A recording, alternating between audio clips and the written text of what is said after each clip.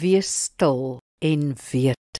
Psalm 46 vers 11 sê, bedaar en erken dat ek God is. Ek is verhewe bo die nasies, ek is verhewe bo die aarde. Die psalmis skryf hier oor die chaos en onsekerheid om hom.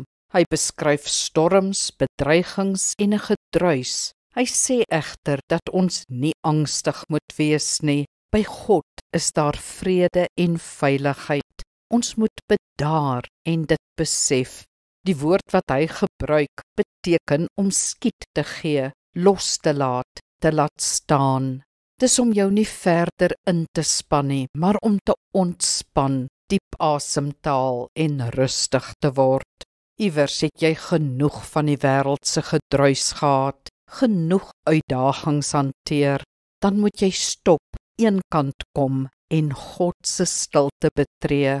In die stilte sal jy rus vind, jou lewe aan God se beheer kan oorgee en vernuwe word. Jy sal daar kan opstaan en voortgaan met nuwe krag. Soos die Engelse vertaling sê, wees stil en weet dat God is. Kom ons bid saam.